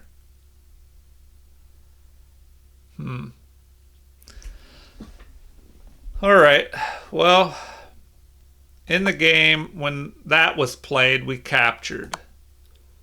Okay, which they say is a mistake, but I don't know. We would just be going back and forth here. We'd probably have to trade anyway. So they capture, which is an inaccuracy. What would have been better? Looks like king captures is better. So that would get your king closer to the center to help guard everything. But, I don't know. I guess he wanted to keep an eye on this pawn over here. If king takes f1, well, then we're going to go ahead and take control of the open file. Now, knight to f3. He has to watch out, having this rook out in the open with two bishops. That rook could, get in, become trapped by the bishops if white's not careful. All right, rook captures. We take the open e file. Now we have knight to f3, an inaccuracy. They wanted rook to d1, lining up on our unprotected bishop, but they moved the knight forward. So here, rook to e2 is best, but we give up our bishop pair instead. So rook to e2 would have been better. Yeah, and I looked at that in the game. I even mentioned it when I was playing. I think I said, I don't know if this is a good move, taking with the bishop, but I did it anyway, so I shouldn't have done that. I should have kept the bishop pair.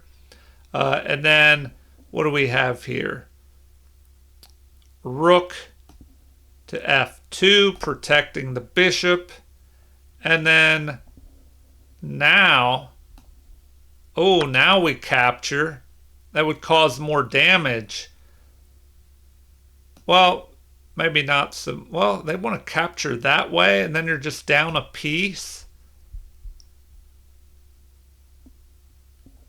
Huh.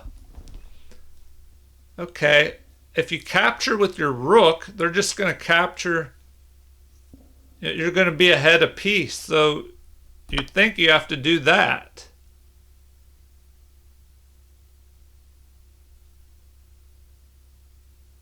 Huh.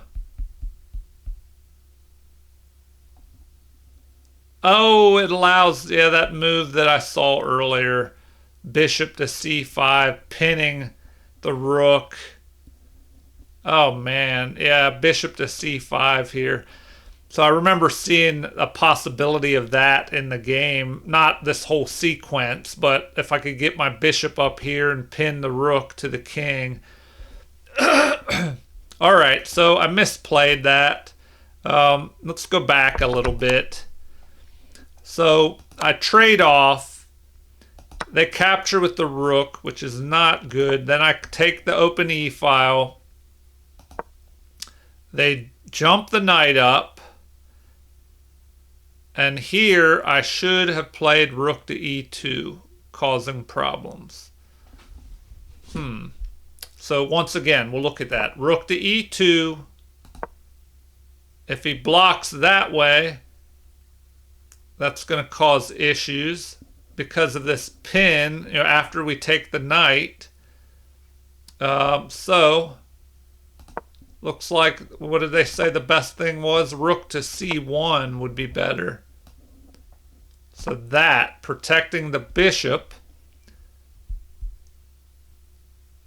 Oh man, but then we have, let's see, bishop to c5 check first. Then king to f1.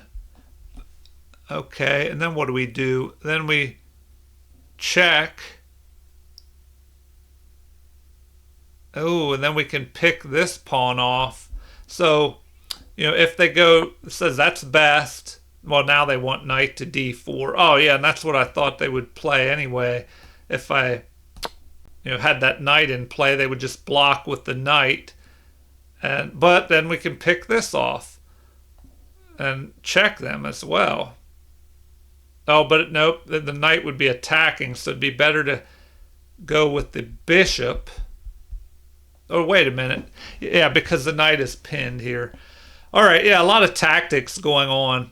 So, knight to f3 is played. We should have played, what? Rook to e2. They should have played that move. And then, I don't know, I was wondering about this. What if that is played? It says that's a mistake. What would they do? King to f1. Oh, okay. The king can go after your rook there. And then what? Then we just trade off rooks and you get this pawn over here. So capture, and then you can capture this. You're threatening this. King would have to come over to d2 to protect that pawn. And then you can just start marching these pawns forward. Okay. Once again, I keep saying that. We traded off. Capture with the rook. And finally, we bring this rook up here on this 7th rank where it can cause damage. My opponent plays the best move, bishop to f5. We start picking off pawns. And now rook to e3 is played. An inaccuracy. Oh man, and that jumps to a losing game here. So, what should they have done instead of this move, rook to e3? Bishop to d7. So, bishop to d7, immediately attacking the pawn here, the backwards pawn. Then we should play a6. And then they should go where?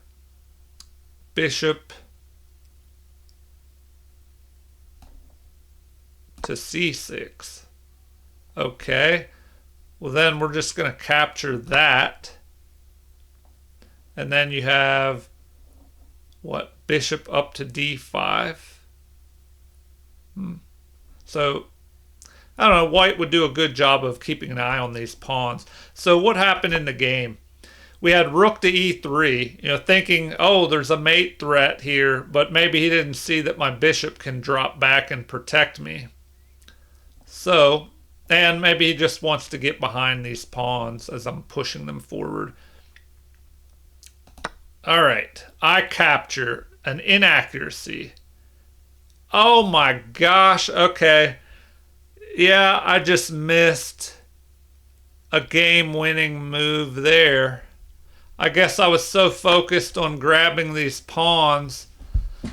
How did I miss that move? How did I miss that? Okay, why is rook to e3 so bad? This is such a terrible move because I should have played, instead of capturing this pawn that I was so focused on, I had that move, which would instantly win the game, because the king can't move up here to protect. So this just loses the rook. How did I miss that? Their best option is what? King to h2, and then you just pick the rook off. Man, all right, so that just shows that you don't want to just focus on a plan and then things change in the game and you're still focused on your old plan. You know, after each move, you have to take a quick look to see what changed in the position. Oh, man. Or, you know, also, I should say, whenever pieces are lined up like this, man, I should have instantly noticed that and put that bishop there. But I was too focused on pawn grabbing and, you know, should not have done that. So I make the inaccuracy. They go ahead and check, which is best, forcing me to block. And now the bishop lines up on this pawn. So here, I was wondering what was best. I thought I had to play a6, but it looks like b4 is actually a good move. b4, well, let's see if the computer changes its mind. No. Now, the recommendation is bishop to b5. Is that what it wants? Targeting this. Says that's an inaccuracy. No, and the game jumps even more. Because if they do that, you should go ahead and... Oh, well, you can just capture that. So what... All right. Hold on. Maybe I moved to the wrong square. Delete that move. You don't want to go here. They'll just capture your bishop. Okay. The best move is bishop to b5. All right. Bishop up to, you know, this way to attack that pawn. So now, well, now they're saying you should just capture this pawn. Because here we're going to go ahead and capture. And then what? Rook to c8 or to e1. You have to go up and stop that pawn. All right, so after b4, they're saying we should capture immediately. That is best. Then if we have c3, rook jumps in behind. Although now they want the bishop. Sacrificing your bishop there. Because we're going to do that. And then what? b5. Now it's protected. Oh, but this will allow rook to a1. And then you can promote. So what are they doing here?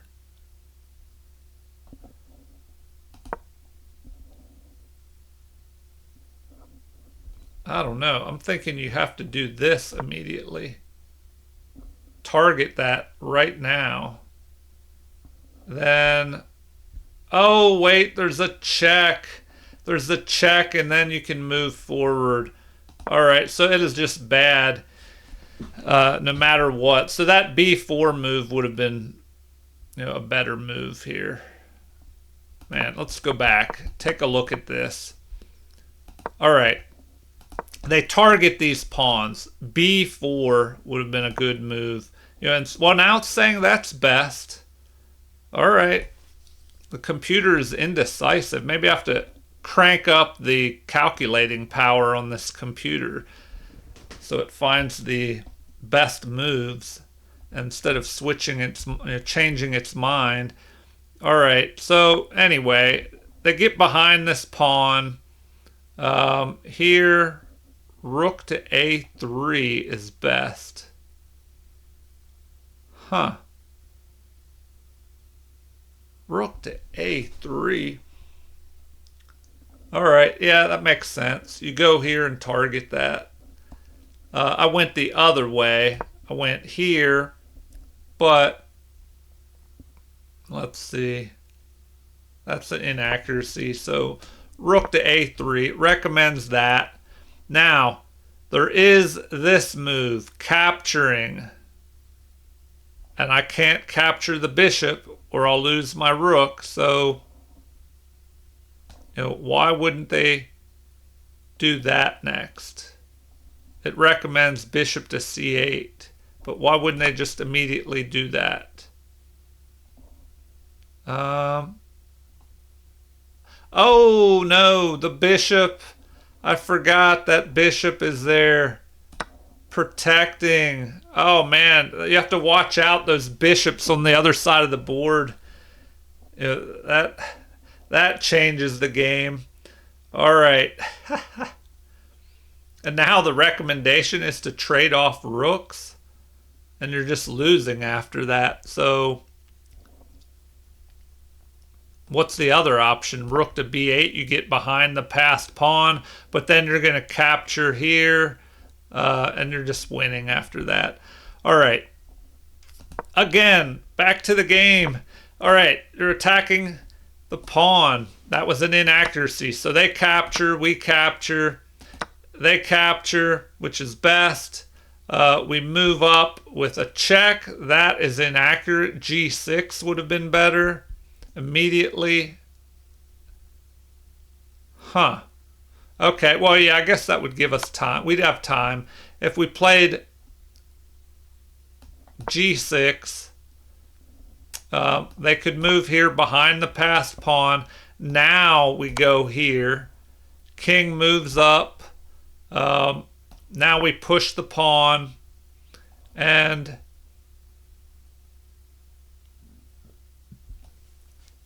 what do we have next? Oh, bishop to c4. Huh, says that is best. Okay. Yeah, and this is what I was worried about in the game. I didn't want to let them pile up with bishop and rook on this pawn. So now, rook to b1 is recommended.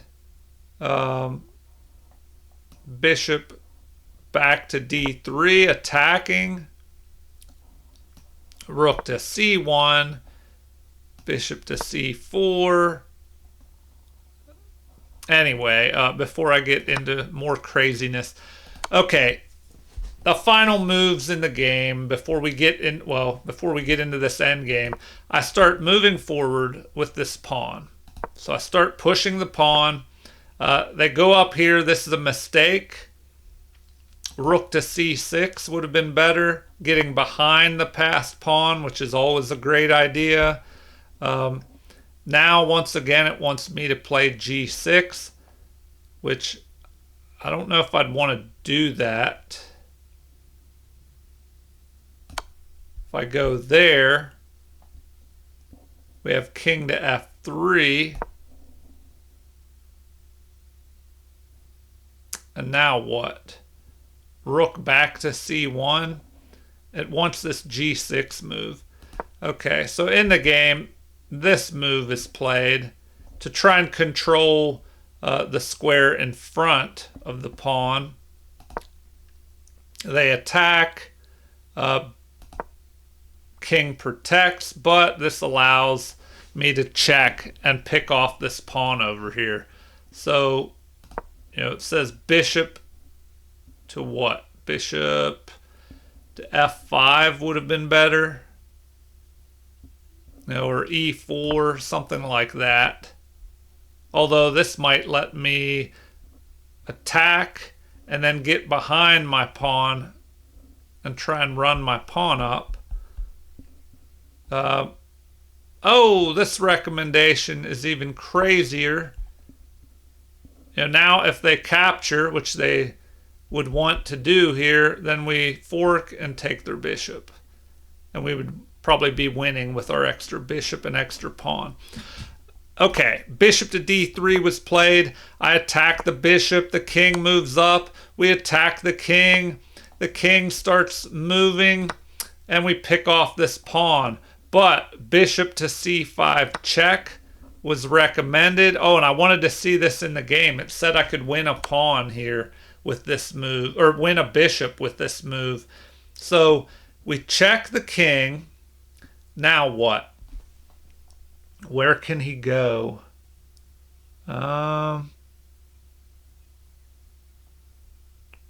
E4. Protect the bishop. Oh, but now can we push forward with c2?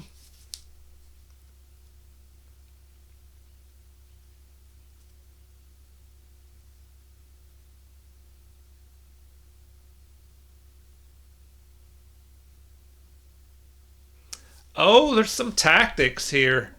So it looks like f5 is the way to, yeah, that's tricky. f5 pulls the king away from the defense of the bishop. So, this is best. f5, the king is forced to take that because the king can't go into these dark squares because of our bishop. The best move is just to capture there, and then we would pick off this, pick off the bishop here. So I wanted to go back a little bit here. So bishop to c5 check. The king has to move. All right, yeah, and then f5. So what other option? Yeah, that was a tricky little combination there, or tricky little attack on that bishop. All right, king to e3. Instead, we go pawn hunting again and miss the best move. So watch the pawn hunting. Look for those good moves, especially when checks are involved. And which I got to work on that. Attacking the king, because sometimes I do not attack the king as well as I should. All right, so the rook gets behind the passed pawn. And now it looks like the best move would have been to come over here and attack the rook. All right, well, they get behind the passed pawn. And we play rook to g3, check, forking the king and the pawn, which is the best move. The king moves, trying to,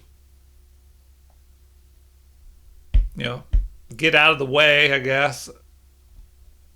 Oh, and setting up a little trap, perhaps. Well, or is it a trap? Maybe it wasn't a trap like I thought it was. All right, rook captures. Now, rook captures. It looks like it would have been better to capture with the king, though. And now, oh, I thought there might have been a little trap here of check and then picking off my rook, but the rook can just capture the bishop there and it doesn't work.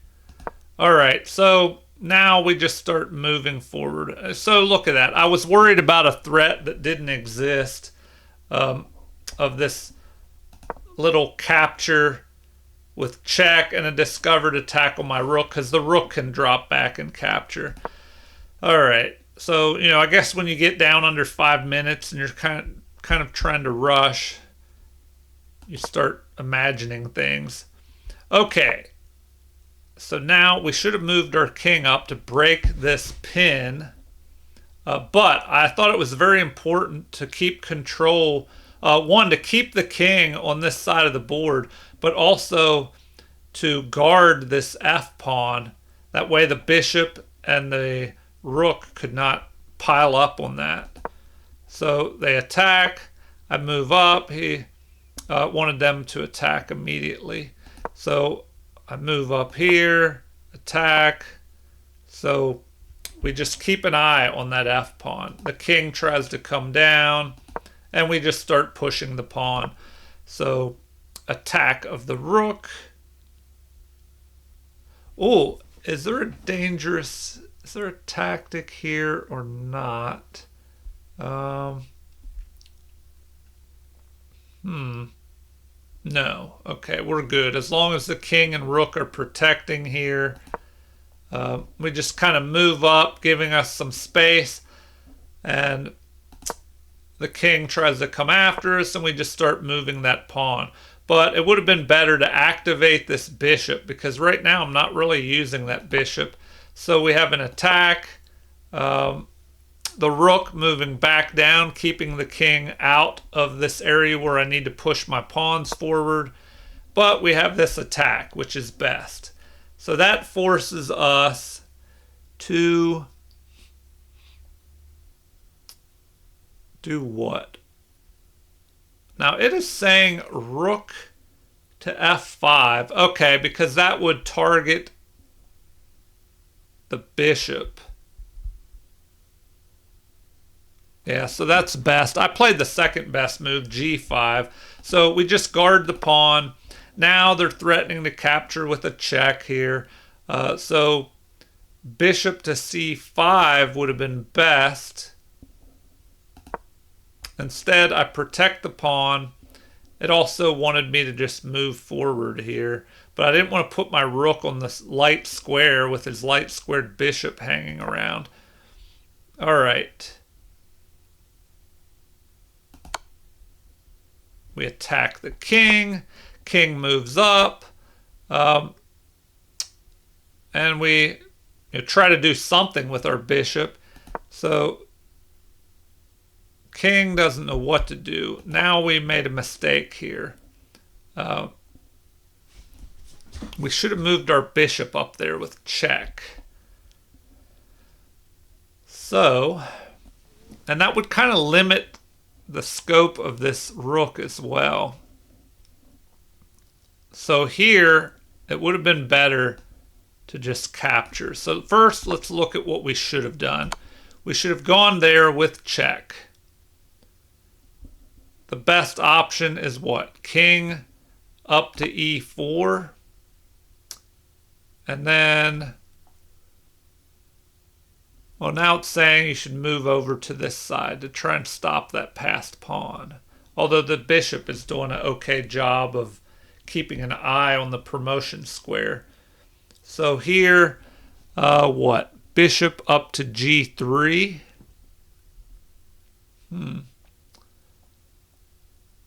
Bishop up to g3. Oh, I guess that would allow us to bring our rook up maybe. Anyway, before we veer off again, the final moves. The rook moves up.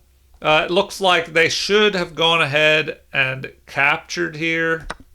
Then if we capture with check, king up to e4. And then what? h3. We should just start moving the pawn up. King up to f5. And then what? h2. Just keep moving up. King up to g4. And now king to g7. Then we'd have to maneuver our king around.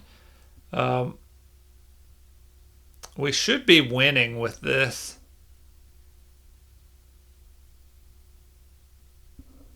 Let's take a look here. Bishop to e4. Although, oh, it doesn't like that move. Let's see. It's saying we should go all the way back to here. And then we have king up to f6.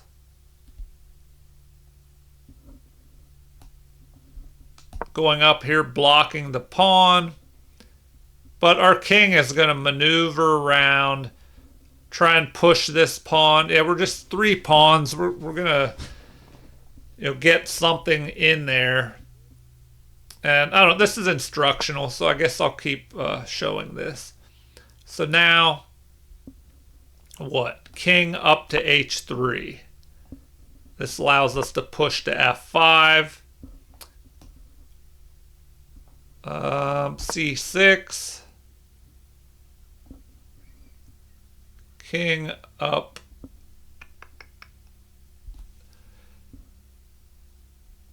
It's saying we should go back after that, but I don't know. Why not that? Why don't we just keep pushing forward? The king goes up here to stop the momentum. Now we have to be careful that this bishop is not going to be able to stop all our pawns. So here, what is best?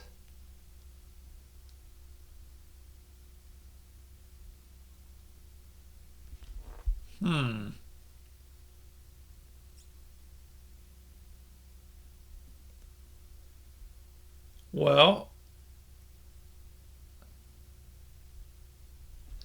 I don't know. This is tricky. So if we go around to there, they just move back. What does it want now? King up to g5.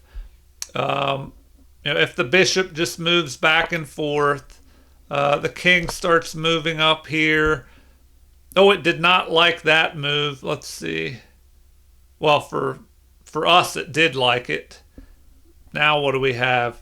King to f2. Oh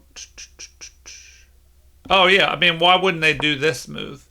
Okay, instead of moving that king, why wouldn't they go here? Target this. Then we have to drop back. Then what? Bishop to e6.